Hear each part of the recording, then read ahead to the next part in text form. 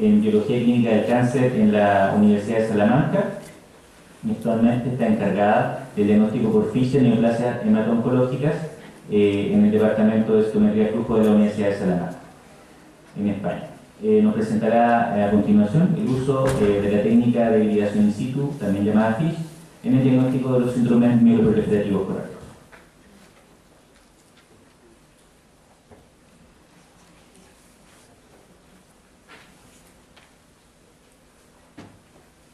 Hola, buenos días a todos.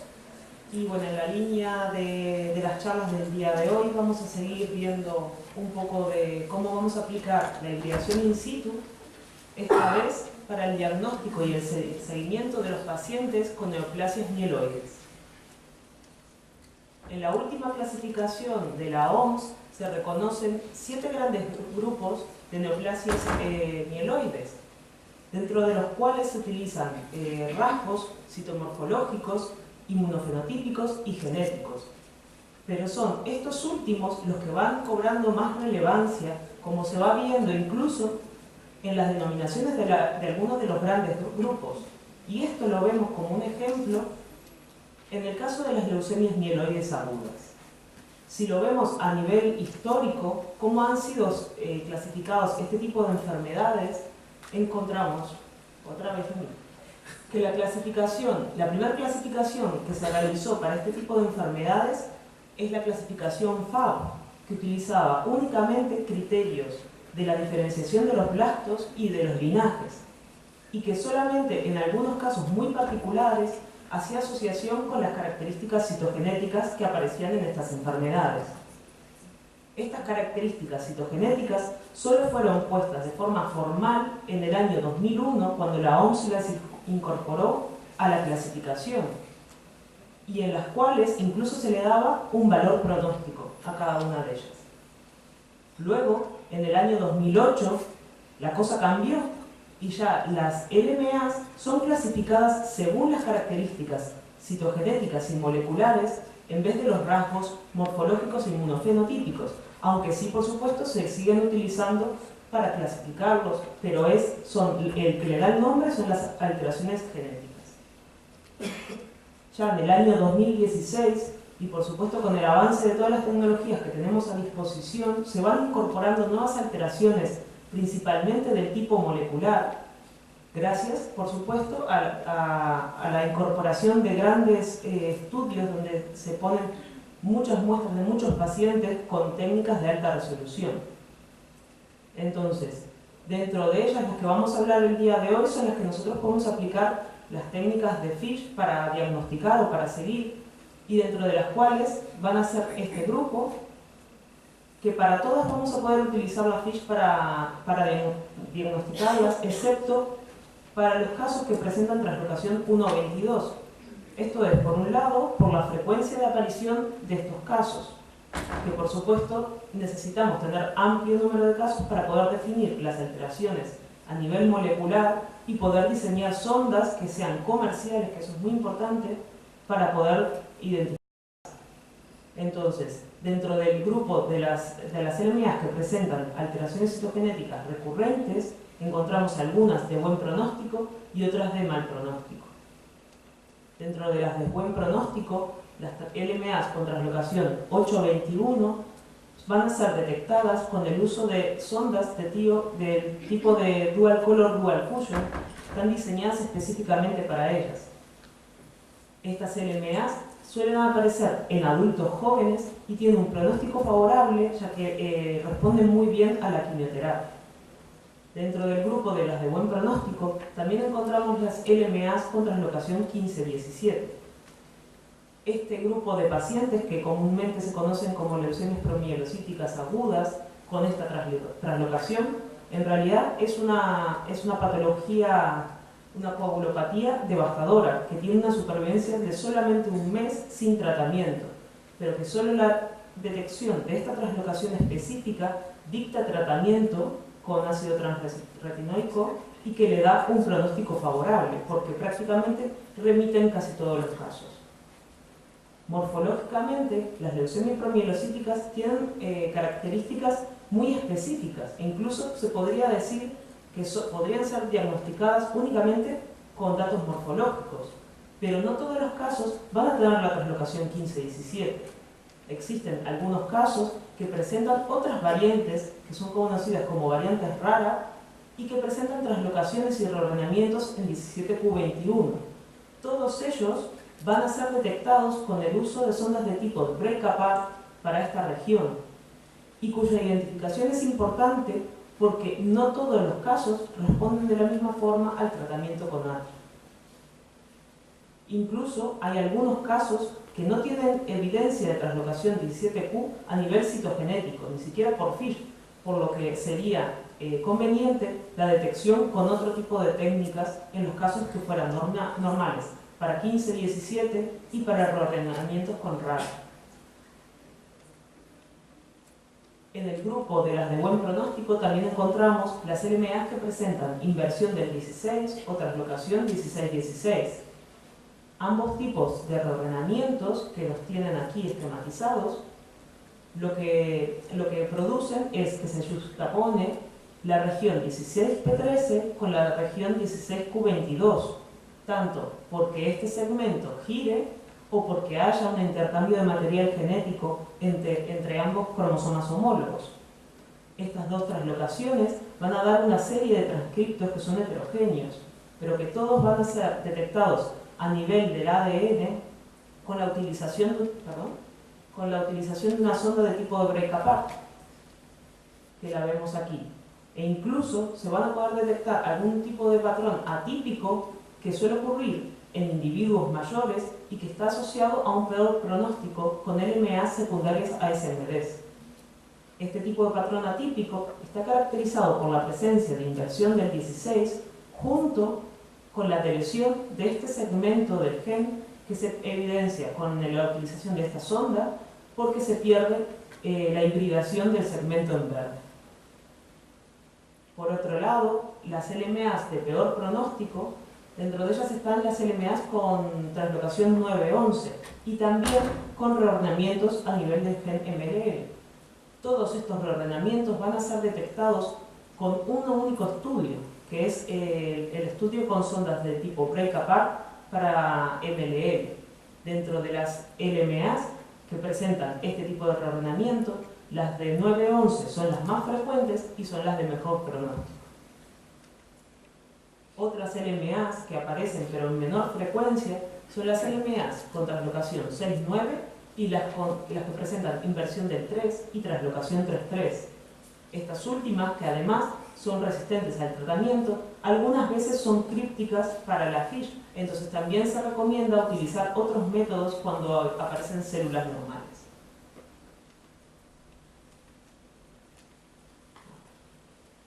Incluso habiendo caracterizado gran parte de las alteraciones citogenéticas que aparecen en estas enfermedades, sigue existiendo un número muy importante de casos que no presentan alteraciones citogenéticas recurrentes, pero que sí en los últimos años se ha detectado que presentan alteraciones submicroscópicas del tipo de las mutaciones o de las repeticiones en tándem.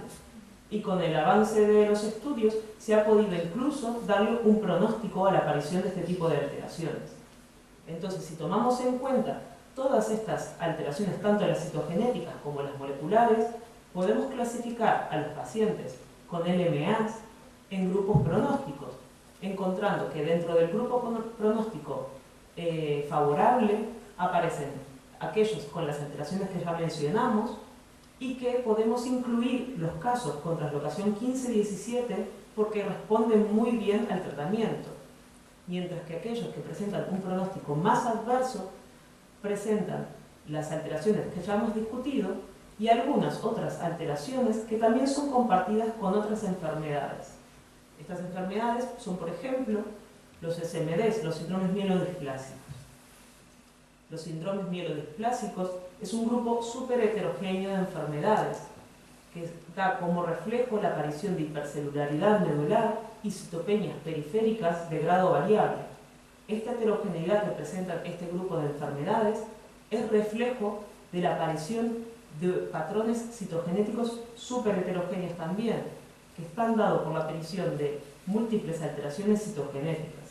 Estas alteraciones citogenéticas aparecen de forma aislada o conjunta en cariotipos complejos, y es la frecuencia de alteración de estas que aparecen presentes principalmente en SMD secundarios versus de novo, y un número mayor de alteraciones, por ejemplo estas que aparecen en verde, da incluso un peor pronóstico, mostrando así la importancia de la detección de estas alteraciones. De todas ellas, las más frecuentes son las que aparecen aquí, y que son las de lesiones del brazo largo y o monosomía del cromosoma 5, del cromosoma 7, la trisomía del cromosoma 8, las de lesiones de la región 20Q y la anulisomía en pacientes varones. Estas representan casi un 70% de las alteraciones citogenéticas en los casos que presentan alteraciones citogenéticas, como vamos a ver más adelante. Entonces, si tenemos en cuenta este dato, el panel de sondas que nosotros utilizaríamos para el diagnóstico de estos pacientes va a incluir las sondas que están dirigidas al cromosoma 5, tanto en la región 5Q, que es la que se pierde de forma específica, pero también hay casos con monosomía, entonces nos interesa también detectar qué pasa o en el centrómero o en el brazo corto. Lo mismo para el cromosoma 7, las de lesiones de 20Q, y vamos a utilizar sondas del tipo centroméricos para detectar trisomía del cromosoma 8 y nulisomía del I en los pacientes varones, que podemos combinarlas si las tenemos identificadas. Incluso eso es una buena estrategia a nivel práctico para evitar aquellos casos que tienen nulisomía del I y que nosotros no sabemos si es que hay hibridado o no. Eso es bastante importante. A pesar de estas alteraciones que suelen aparecer en muchos pacientes, las alteraciones en 20Q, las del 8 y las del I, cuando aparecen de forma aislada, no son diagnósticas si están en ausencia de datos morfológicos. En cambio, las de lesiones en 5Q y o monosomía sí definen un grupo muy específico de pacientes que tienen buen pronóstico y que además tienen un tratamiento específico. Con este tratamiento, estos pacientes tienen una respuesta citogenética completa en la mayoría de los casos y presentan una menor progresión a LMA. Es por estas características que es aconsejable que si nosotros hacemos el diagnóstico citogenético de SMD por citogenética clásica, es decir, analizando metafases, cuando hay un cariotipo normal o cuando tenemos ausencia de metafases, sería recomendable por lo menos la utilización de esta sonda para evitar no diagnosticar casos que tienen esta alteración. Por otro lado, y a pesar de que nosotros dirigimos las sondas a las alteraciones más recurrentes, existen algunos casos que tienen como única alteración otras alteraciones citogenéticas en otros cromosomas, por lo que si nosotros utilizamos la FISH como método diagnóstico, no va a ser suficiente cuando hay un estudio normal, por lo cual necesitaríamos por lo menos hacer un cariotipo. Así, si nosotros utilizamos un estudio de forma global donde podamos hacer el screening de todas las alteraciones que estén presentes, vamos a poder clasificar los pacientes según el pronóstico, utilizando además de otras características, las características citogenéticas. Dentro de ellas, las de muy buen pronóstico están caracterizados en hombres por la presencia de nulisomía del I, aunque es un poco controvertida porque se sabe que la nulisomía del I también aparece en individuos añosos, es decir, que es un fenómeno fisiológico y hay que tener cuidado. Por eso mismo no se aconseja diagnosticar a un paciente únicamente si tiene la nulisomía del I, tiene que tener rasgos morfológicos. También las de lesiones del 11Q, pero de forma aislada. Y esto es una característica que, si nos fijamos en esta tabla, nos damos cuenta enseguida que las alteraciones de forma aislada o cariotipo normal, o a lo sumo anomalías no dobles, pero del 5Q, son aquellas que son de buen pronóstico. Cuando se van sumando alteraciones citogenéticas, el pronóstico del paciente es peor. A pesar de todo esto, incluso quedan casos, un 50% de casos, incluso cuando hacemos un análisis citogenético completo, tanto por citogenética clásica como por ejemplo con microarrays, que no tiene alteraciones y que sí se conoce que existen otras alteraciones de tipo submicroscópico, principalmente mutaciones. También, con el avance de la tecnología y de la incorporación de pacientes a estudios, se ha podido ver más o menos cuál es la frecuencia de estas mutaciones. Y en algunos casos se ha detectado que existen mutaciones en P53.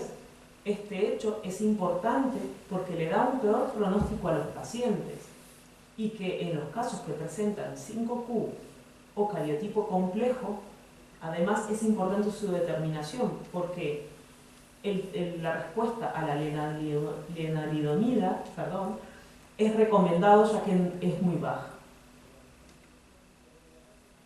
Otra cosa ocurre en el caso de las leucemias mieloides crónicas. En este caso solamente, como decía bien Mónica, con la detección de la translocación 922 es suficiente para diagnosticar. No tenemos que hacer otro tipo de estudios, por lo menos en un principio y hasta ahora. Esta translocación también está presente en otras patologías y la podemos detectar por la presencia de este transcrito de fusión por PCR o a nivel del ADN por la detección de la translocación 922. La importancia, como lo vimos en la charla anterior, es que la aparición de esta translocación dirige tratamiento. La translocación puede ocurrir por la ruptura en dos regiones en el gen BCR, en la parte minor, en la zona minor y en la zona mayor. Y esto va a determinar el tipo de transcripto que tenemos. Este tipo de transcripto también aparece de forma diferencial según la patología, siendo principalmente el minor que ocurre en las LLAGs y el mayor en las LMCs. Pero ambas translocaciones, ambos tipos de translocaciones los podemos detectar mediante FISH. ¿Cómo lo hacemos? Con la utilización de un diseño de sonda particular. Este diseño de sonda se llama Extra Signal y ahora vamos a comentar cómo se diferencia de los que vimos ayer. Las sondas más comunes, que son las de Dual Fusion, si se recuerdan, estaban diseñadas para que siempre el positivo diera dos señales de fusión. Y para lograr esto, tiene ADN marcado a ambos lados de los sitios de ruptura, de forma tal de que cuando hay un intercambio entre los dos genes, se dan dos señales de fusión. Por el otro diseño de sondas, que es la Extra Signal, lo que se hace es poner el segmento de ADN marcado únicamente a un lado de uno de los puntos de ruptura, en este caso el punto de ruptura mayor. ¿Qué genera esto? Que cuando hay una translocación, este segmento intercambia con ABL y da solamente una señal, una señal de fusión. Este segmento, que aunque va a traslocar, no tiene para que se pegue un segmento de ADN en verde, solamente va a dar una señal en rojo muy pequeña. Entonces, así podemos diferenciar la translocación en el punto minor, porque sí da dos señales de fusión, aquí quedan dos segmentos en verde a cada lado, de la translocación de tipo mayor. La detección de estas alteraciones, que a pesar de que siguen siendo translocaciones 922, es importante, no solamente para saber qué tipo de patología estamos viendo, si es principalmente el LAB o el MC, sino que también existen varios patrones atípicos que aparecen con una frecuencia bastante importante. La importancia, además de este tipo de detección, es que en algunos casos, como ya se mencionaba en la charla anterior, eso que lo intento de hacer suave, en algunos casos tienen asociación con el pronóstico de los pacientes. Este es el caso de las translocaciones 922 con deleción del derivativo del 9. Estos casos, que es un porcentaje no menor de casos del MC, se correlacionan con un peor pronóstico y además no tienen la misma respuesta a imatinib. En este tipo de alteraciones lo que ocurre, si lo ven aquí están los cromosomas, este es el cromosoma 22 normal, este es el 9 normal intacto, este es el Filadelfia, y este es el derivativo nuevo, ¿sí? Entonces, si lo vemos con la FISH, vemos aquí en el Filadelfia cómo está la fusión, el 22 normal, el 9 normal. Pero aquí no hay señal de fusión. ¿Qué es lo que ocurre? Se delesiona parte del gen BCR y del ABL del que está no en el Filadelfia, sino en el otro, en el derivativo nuevo. Y este patrón de translocación, que aunque es muy característico y se puede identificar muy bien con respecto a una célula normal, es distinto del tipo de translocación con extrasignal y dual fusion, siendo el patrón típico de esta alteración la aparición de una fusión, un rojo y un verde, pero que es igual a una célula normal donde existe superposición de señales. Entonces, ¿esto cómo lo vamos a distinguir de un positivo? Cuando es una LMC de diagnóstico y tenemos un 90% de células patológicas, está claro que por azar esto no aparece en un 90%. Pero ¿qué pasa si es un individuo que tenía este patrón al diagnóstico y nosotros estamos evaluando la monitorización? O estamos evaluando si un caso que tenemos pocas células, porque por la celularidad de la muestra es menor. Entonces ahí empiezan a haber los problemas. Para estos casos, lo que utilizamos es otro diseño de sonda. En este diseño de sonda, que es de tipo dual fusion, se le agrega otro segmento de ADN, en este caso que está marcado en azul y que pega en el cromosoma 9Q. Entonces, en una célula normal, vamos a tener que el 9Q intacto va a ser una señal de fusión aqua rojo. El 22 siempre se mantiene en verde. Y una superposición entre un 22 y un 9, lo que me daría es una fusión triple, ¿sí?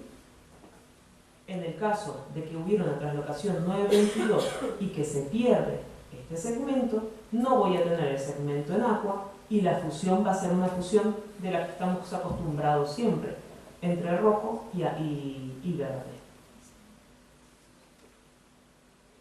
Otro tipo de patologías que también se benefician con el uso de inhibidores de tirosina quinasa son las patologías tanto linfoides como mieloides que presentan eosinofilia y además reordenamientos en ciertos genes como PDGFR-alfa, beta, FGFR1 o JAK2.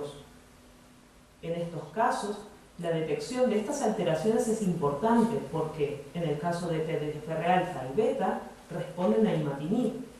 En el caso de JAK2, a los inhibidores de JAK2, pero FGFR1 no responde a los tratamientos con inhibidores, siendo así eosinofilias de peor pronóstico. En el caso de las alteraciones con eosinofilias, de las patologías con eosinofilias que presentan PDGFR-alfa, este reordenamiento puede ocurrir de dos formas. En ambas formas lo que ocurre es un reordenamiento de FIP-L1 o PDGFR-alfa entre sí o con otros partners. Pueden ser hasta 666 identificados hasta ahora.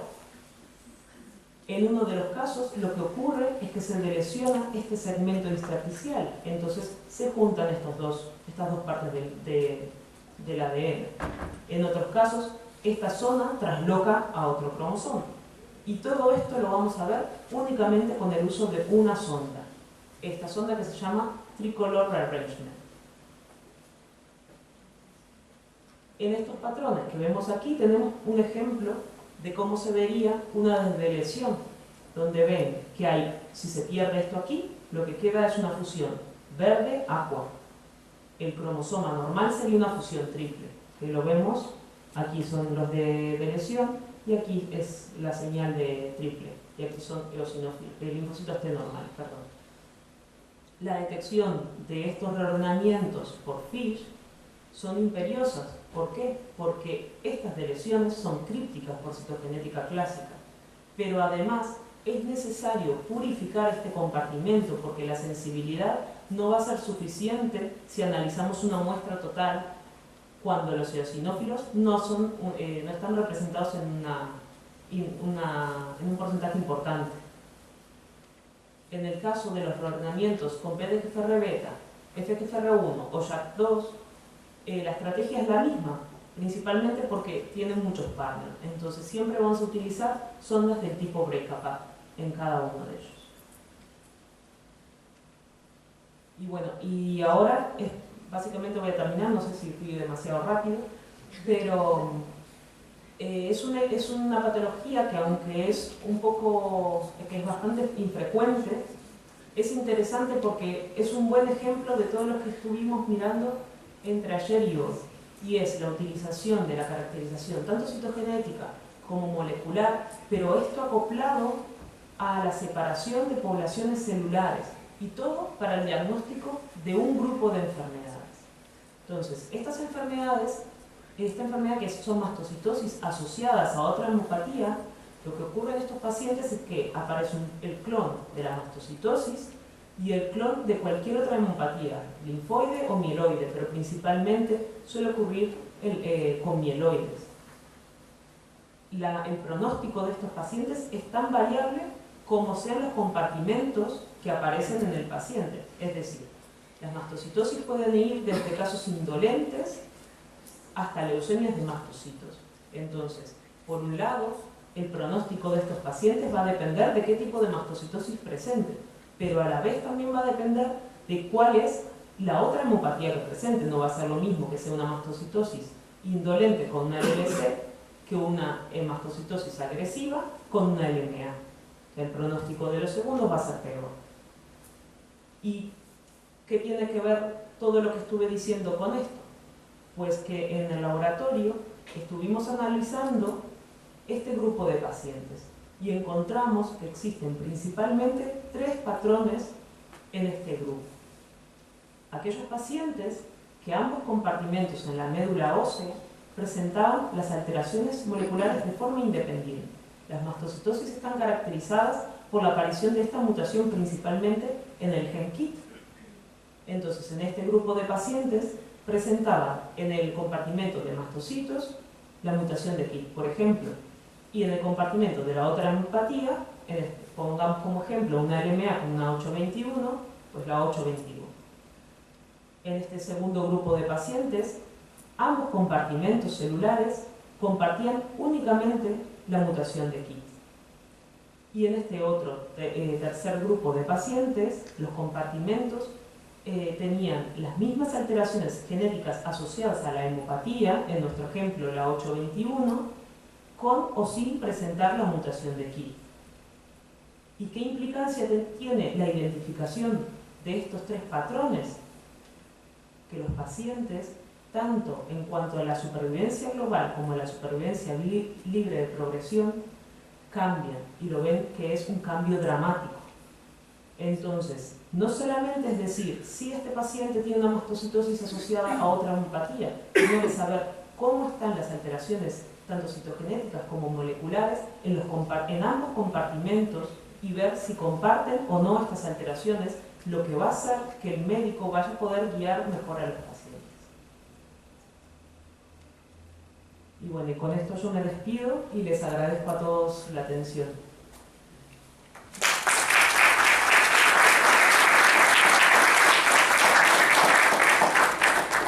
Si tienen alguna pregunta o algún comentario, algo que quieran decir.